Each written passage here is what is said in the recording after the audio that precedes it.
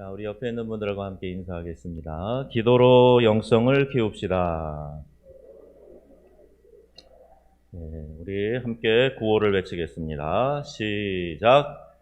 기도 중에 기도는 새벽 기도, 새벽 기도 중에 새벽 기도는 특세, 가로 안에만 하세요. 기도 중에 기도는 새벽 기도 중에 새벽 기도는 여러분 선포한 대로 이 새벽 기도 특세 기간에 귀한 하나님의 은혜 많이 경험하시기를 주님의 이름으로 축복합니다.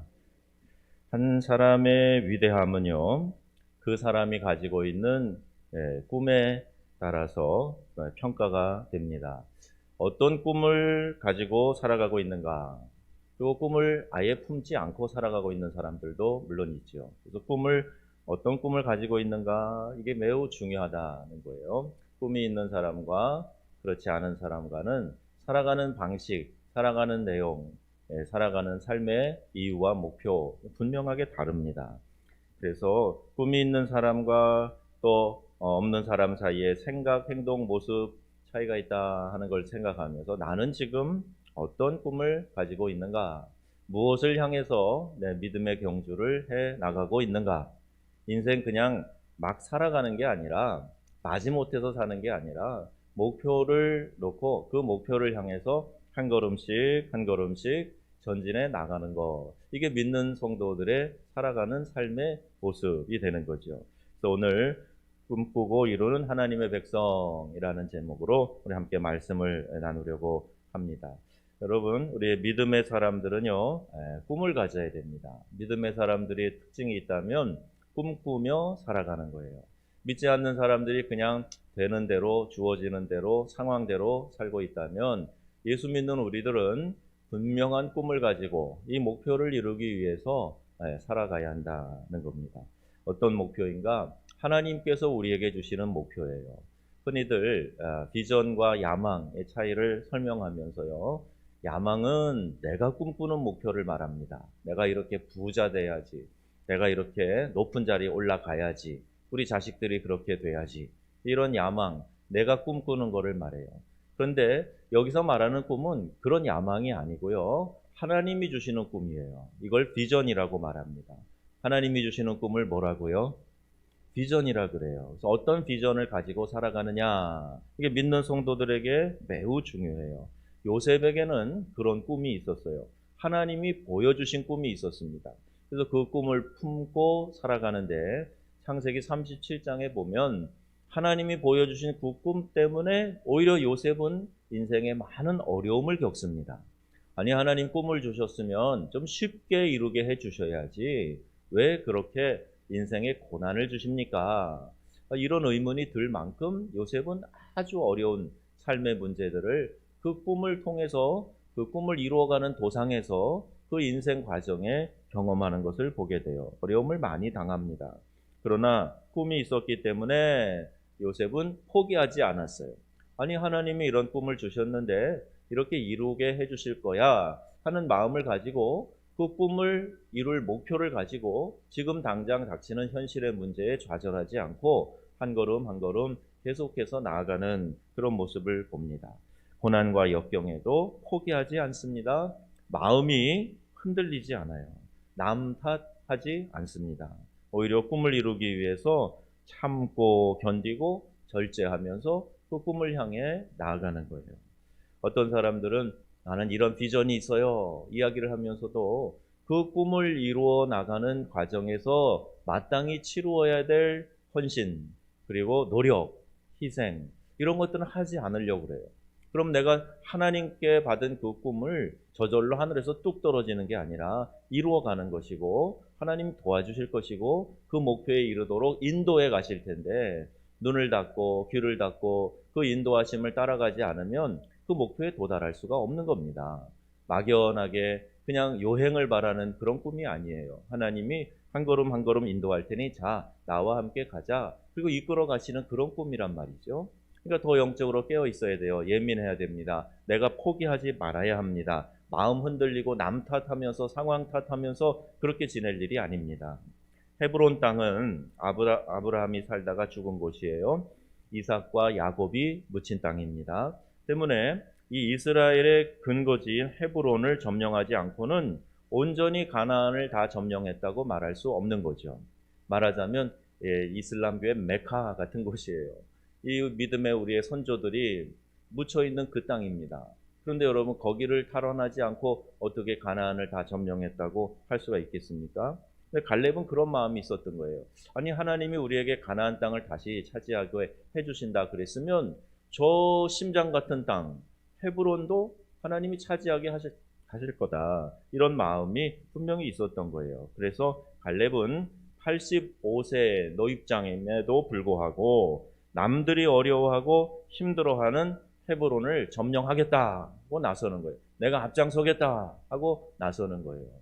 어떤 분들은 할 만한 거, 쉬운 거는 이렇게 막 활개치고 나서다가 어려운 일에 봉착하면 꼬리를 감추고 뒤로 물러나는 그런 사람들도 있어요. 그런데 갈렙은 용기를 내서 자기의 한계와 또 상황을 바라보지 않고 남들이 어렵다고 하는 그 헤브론을 점령하기 위해서 내가 나서겠습니다, 이야기를 하는 거예요. 더 많은 희생을 치러야 되겠죠. 더 어렵겠죠. 저절로 되어지는 일 아니라 그랬잖아요. 그럼에도 불구하고 약속의 말씀이 있기 때문에, 하나님이 주신 꿈이 있기 때문에, 이 땅을 온전히 다 차지할 거다라고 믿기 때문에 갈렙이 나설 수 있었던 겁니다. 여호수아 14장 12절에 이러한 마음으로 갈렙이 나서고 있는 거예요. 우리가 함께 읽어보겠습니다. 그날에 여호와께서 말씀하신 이 산지를 지금 내게 주소서.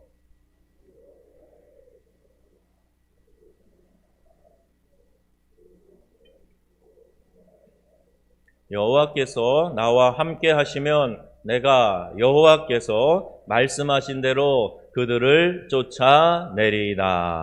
아멘. 구약에 나오는 야훼 전쟁의 아주 중요한 요소는 하나님이 함께 하시느냐 그렇지 않느냐, 여기에 있어요. 그 전쟁을 치르기 전에 항상 하나님께 묻습니다. 선지자를 통해서 물어보는 거예요. 하나님이 이 전쟁을 우리 손에 붙여주실 겁니까? 이렇게 물어봐요.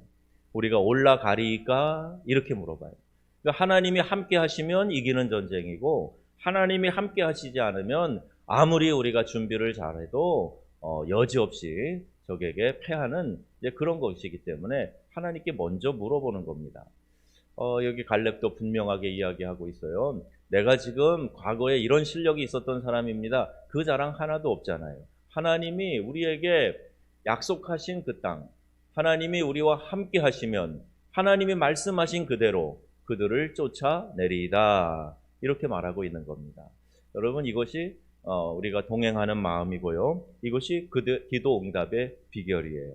여러분, 기도하실 때 하나님이 나와 함께 하시는가, 하나님이 기뻐하시는가, 하나님이 말씀하셨는가, 이걸 찾아보세요. 그리고 그렇다 하면 반드시 그 기도는 이루어질 줄로 믿습니다. 이런 확신을 찾는 것이 기도 응답의 비결이에요.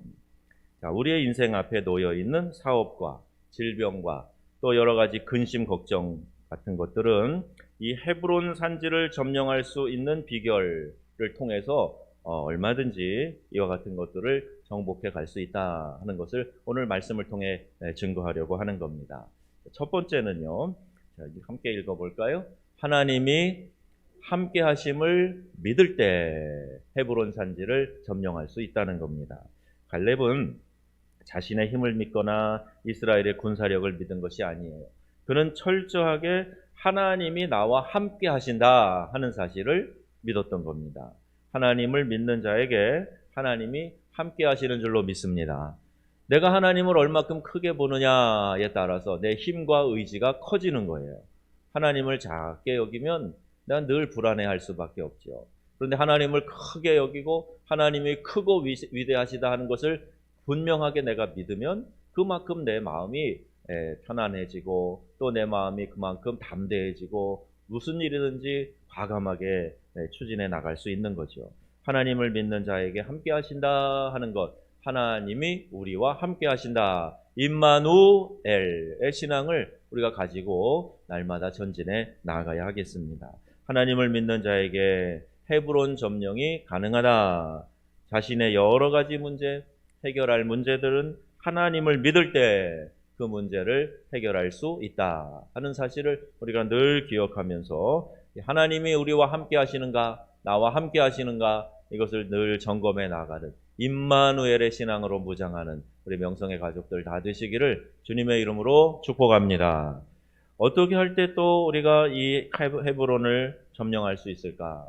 헤브론 같이 우리의 인생에 다가오는 사업의 문제, 질병의 문제, 또 여러 가지 걱정, 근심의 문제, 또 내 삶에 주어지는 자녀들에 대한 문제, 또 여러 가지의 진로에 대한 문제, 여러 가지 이 문제들을 어떻게 점령해 나갈 수 있을까? 두 번째는요, 하나님의 뭐를 믿을 때요? 약속을 믿는 겁니다. 그 신실하신 하나님이 나에게 말씀하셨다 그랬잖아요. 그 약속의 말씀을 믿는 거예요. 갈렙이 45년 전에 모세가 그에게 말한 것을 기억하고 있었어요. 모세가 하나님으로부터 받은 말씀을 백성들에게 선포할 때 그 말씀을 딱 붙잡은 거예요. 여러분, 말씀이 똑같이 선포돼서 공기 중에 퍼져나가도 그 말씀을 붙잡는 사람이 있고 그 말씀을 한 귀로 듣고 한 귀로 흘려버리는 사람이 있어요. 말씀이 누구에게 머무는가? 말씀이 누구에게 성취되는가? 말씀을 붙잡는 사람에게 성취되는 줄 믿습니다. 갈렙은 그걸 붙잡은 거예요. 모세를 통해서 하나님이 주신 말씀을 붙잡은 거예요. 그것이 뭐라고 말씀하셨는가? 하나님께서 내 발로 밟는 땅을 내 민족에게 주리라 말씀하셨어요. 그러니까 우리가 그 땅에 분명하게 들어가서 그 땅을 차지할 것이다 라는 것을 하나님께서 약속하셨단 말이에요. 사람들은 약속에 신실하지 못해요. 좀 덜하고 또 좀 잘하고 하는 차이 정도 차이는 있을지 몰라도 모든 사람이 모든 약속을 완벽하게 지킨다? 아니요. 안 지키는 사람들 많더라고요. 내 자신도 또 그렇습니다. 100% 완벽하게 사람이 다 지켜낸다? 그러기 쉽지 않아요. 선거철에는 여러 공약들을 이야기하는데 선거 끝나고 나면 그게 빌공짜 공약이더라. 이런 이야기까지 나올 정도로 우리 사람들이 약속에 신실하지 못한 면이 있어요. 내가 그러니까 하나님도 그러신 줄 알고 하나님도 이 약속을 지키실까? 하나님도 나처럼 변덕 부리지 않으실까? 이런 마음을 가지고 안 믿는 사람들이 있어요. 그러면 여러분 그 믿음대로 그렇게 가는 겁니다. 그런데 하나님은 약속에 신실하신 하나님이시다 하는 것을 내가 믿고 어떤 말씀을 나에게 하셨는가? 이걸 주목하는 게 더 중요해요. 하나님이 뭐라고 하셨는가? 여러분, 하나님께 받는 말씀이 있으시기를 바랍니다. 내게 주신 언약의 말씀이 있어야 돼요. 우리가 언약 백성으로 이 땅을 사는데 하나님이 아무 말씀도 안 했는데 내 맘대로 다 해놓고 하나님 왜 안 들어주세요? 왜 내 기도 안 들어주세요? 이거는 어리석은 신앙이에요. 하나님 말씀하셨냐 말이에요. 하나님이 그렇게 하라고 하셨냐 말이죠. 이걸 먼저 찾아보고 하나님의 말씀이 맞다면 이 말씀은 반드시 약속하신 것이니까 하나님이 이루어 주신다 하는 사실을 우리가 기억하고 약속에 신실하시고 언약에 신실하시고 반드시 약속을 지키시는 하나님, 그 하나님이 여러분 안에 크게 들어오고 그 하나님을 더욱더욱 의지하는 성도님 되기를 바랍니다. 우리가 구약과 신약을 가지고 있어요. 이게 약속이라는 뜻이에요. 약이라 그러니까 먹는 약이 아니고 약속이라는 말로 되어 있습니다. 그러니까 옛날에 우리에게 주신 약속, 새로이 주신 약속, 그게 구약과 신약이에요. 약속으로 가득합니다. 그래 그 말씀을 읽을 때 어느 말씀인가가 내 마음에 들어와 꽂히는 말씀이 있어요. 레마의 말씀으로 다가와서 내 마음에 아무개야 하고 주시는 말씀이 있단 말입니다. 그 말씀을 내가 붙잡는 거예요. 그리고 하나님 이 약속의 말씀대로 이루어질 줄로 믿습니다.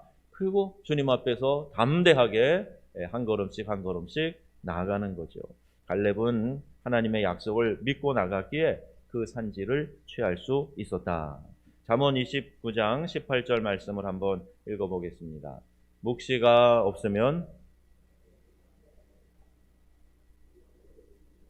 복이 있느니라. 아멘. 이거 영어 성경에 보면요. Where there is no vision, the people perish라고 되어 있어요.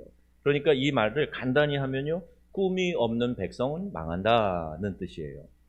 꿈이 없는 백성은 망한다.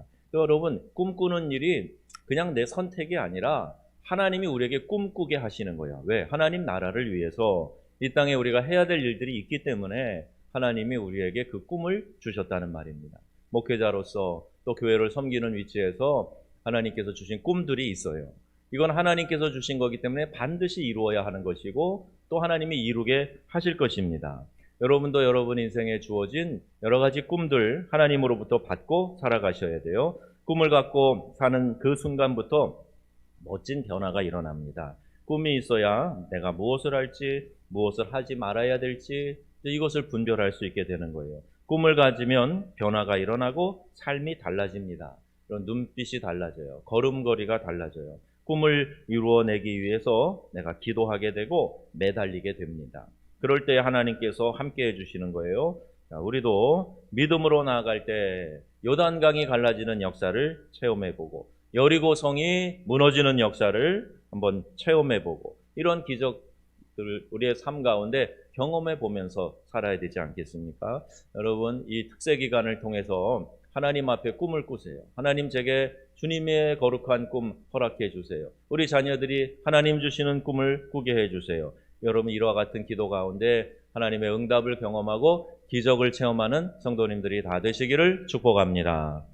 믿는 성도는, 예수 믿는 사람들은 하나님이 주신 영원한 꿈도 가져야 돼요. 이 세상에서만이 아니라 영원한 우리 영생의 복락의 꿈을 우리가 가지고 살아가야 됩니다. 이번에 가서 아주 원색적으로 예수님에 대해서 우리 이제 시간이 얼마 안 남으셨다. 그래서 이야기를 했어요. 다행히 의식이 또렷해가지고요. 다 잘 들으시고 대답도 하시고 막 몸도 일으키려고 하시고 굉장히 에너지가 아직까지 많이 있으시고 또렷하게 생각하시고 그래서 복음에 대한 이야기를 이렇게 선명하게 전하는데 이걸 보면서 그 얘기의 핵심이 뭐냐? 결국에는 영생의 소망을 가지라는 거예요. 이 땅의 삶이 영원한 것 아니니까 영원한 생명, 천국에서 영생하려면 예수님 믿으셔야 되죠. 예수님을 내 마음에 구주로 모셔야 되죠. 예수님이 나의 구원자이십니다. 예수님이 나의 주님이십니다. 이 이야기를 몇 번씩 반복하게 했어요. 처음엔 소리로 따라했지만 나중에 두 번째 신방할 때는 아멘, 아멘 그러시더라고요. 그래서 하나님의 역사가 참 너무 고맙고 감사하다. 이렇게 한 생명을 사랑하시는 하나님의 마음이 얼마나 감동이 되는지 몰라요. 제가 막 마음이 찡하고 정말 하나님의 사랑이 이런 거구나 생각하며 감동을 했어요. 하나님은 우리 모두에게 그 마음을 가지고 계세요. 한 영혼도 지옥불에 떨어지지 않고 천국에서 영생하기를 하나님이 원하신단 말입니다. 여러분이 영생의 소망 꼭 가지고 살아가시기를 바랍니다. 이 땅에는 괴로움이 있고요, 아픔이 있고요, 슬픔이 있고요, 이별이 있고요, 눈물이 있어요. 이게 영원히 이 땅에서는 다 제할 수 없어요. 그러나 천국에 가면요, 이 모든 것들이 다 사라지게 됩니다. 그리고 그 아픔 고통 없는 곳에서 영광스러운 하나님 앞에서 우리가 영생할 수 있다. 이것보다 더 큰 소망이 어디에 있겠어요? 어떤 돈과 어떤 노력으로 어떤 지위와 권세로 이것을 살 수가 있겠어요? 여러분, 이 소망을 가지신 것을 기뻐하시기를 바랍니다. 그리고 이 영생의 소망을 붙잡는 거예요. 그리고 이 소망 안에서 믿음 생활하는 겁니다. 바울 이야기를 할까요? 바울은 당대의 석학이고 로마 시민권자고 그러나 그가 가진 모든 것들이요, 다메섹 도상에서 예수님 만난 다음에 이런 것들이 뭐가 필요해? 내가 예수님을 아는 이 고상한 지식, 예수님을 발견한 거, 이것보다 더 좋은 것이 어디 있느냐? 다른 것들은 다 배설물같이 내가 여긴다.